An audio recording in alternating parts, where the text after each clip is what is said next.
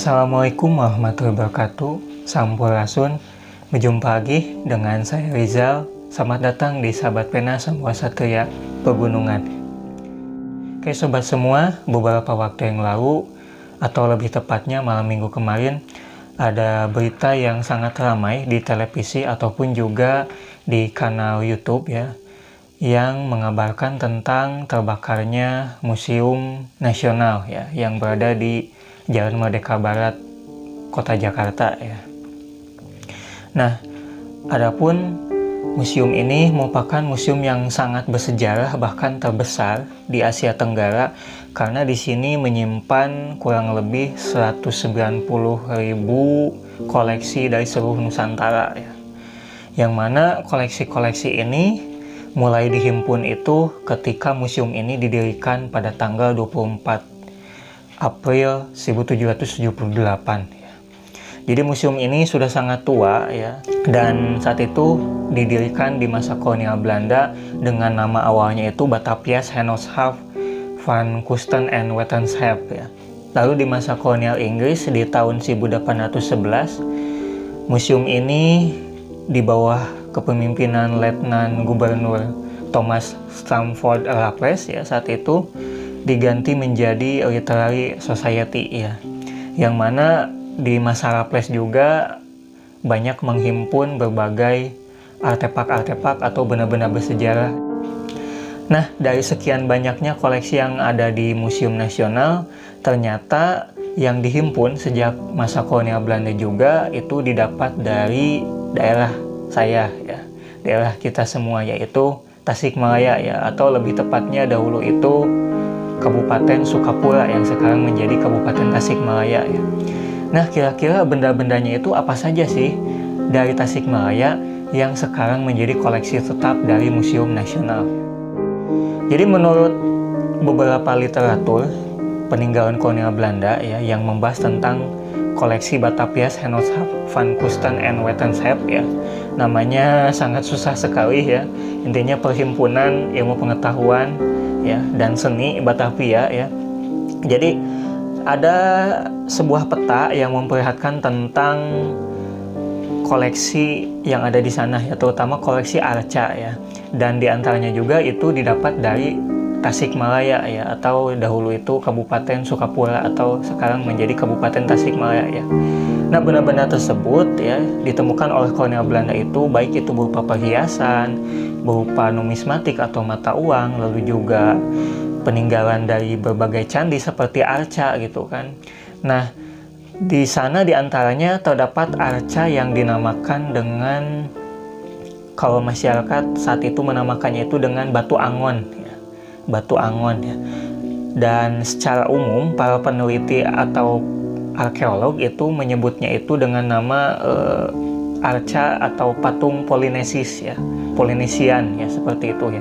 Yang mana wujud dari arca ini berbentuk seperti anak-anak kecil ya. Amun ima batu orok gitunya, amun ima kata orang Sunda itu ya. Nah, arca Polynesis ini ya, atau batu angon ini didapat dari Galunggung ya, atau lebih tepatnya itu dari, kalau sekarang itu daerah Rawa ya. Nah, yang mana di sana ada sebuah peninggalan dan itu masih ada kaitannya dengan sejarah kerajaan Galunggung, itu adanya batu Sanghyang ya, atau menhir Sanghyang. Menhir itu adalah batu tegak ya. Nah, dari sebuah foto yang saya temukan dari Leiden ya, kurang lebih tahun 1898 ya.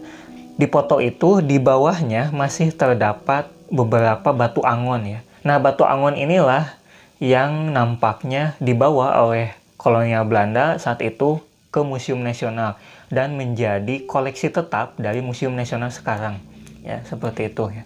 Oh, di sisi lain juga banyak peninggalan-peninggalan lainnya dari Tasikmalaya, dan yang terpenting adalah Prasasti Gegerahan Juang ya, yang merupakan prasasti berdirinya Kerajaan Galunggung ya, tahun 1111 Masehi ya. Yang mana prasasti ini dahulu ditemukan oleh Karel Frederik Hall, seorang administrator atau juragan kawasa dari perkebunan teh Cikajang Garut ya. Dan ini ditemukan tahun 1877 ya. di lokasi Geger Hanjuang sekarang ya. Jadi yang di Geger Hanjuang sekarang itu adalah monumen tempat ditemukannya prasastinya.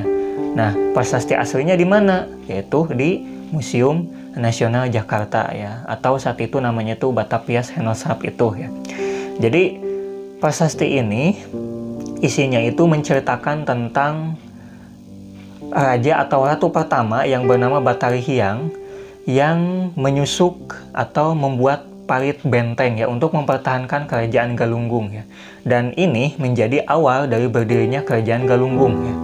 Prasasti ini oleh kolonial Belanda ya, saat itu oleh N.J. Krom, itu tahun 1914 itu dibawa ke Batavia ya, ke Museum Nasional ini ya, dan menjadi koleksi tetap dari Museum Nasional ini ya. Nah, beruntung sekali ya, beberapa tahun ke belakang sebelum pandemi, tepatnya tahun 2019, prasasti ini sempat dipamerkan di kantor Kabupaten Tasikmalaya ya, atau yang dikenal dengan Gedung Bupati ya saat itu ya. Meskipun waktunya sangat singkat, tapi alhamdulillah masyarakat termasuk saya juga bisa menyaksikan wujud dari batu ini ya, seperti itu ya. Nah, itu ya terkait koleksi yang ada di Museum Nasional, yang juga ternyata ada yang dihimpunnya itu dari Tasikmalaya ya, seperti itu ya. Tentunya kita patut bangga dengan adanya koleksi ini yang ada disimpan di sana ya, masih terselamatkan, tidak dibawa ke negeri Belanda ya, seperti itu ya. Dan masyarakat bisa mengetahui tentang keberadaan kerajaan Galunggung ini, meskipun memang masih banyak dari generasi kita yang tidak mengetahui ternyata ada peninggalan dari kerajaan kita yang tersimpan di Museum Nasional Jakarta ya. Seperti itu ya. Dan harapannya semoga Museum Nasional ini dapat kembali pulih seperti semula ya, dan koleksinya dapat terselamatkan ya, tetap terjaga kelestariannya, jangan sampai hilang ya, seperti itu, dan generasi yang akan datang tidak mengetahui ya. Nah, sobat semua, seberapa pentingkah menurut kalian keberadaan benda bersejarah di era sekarang?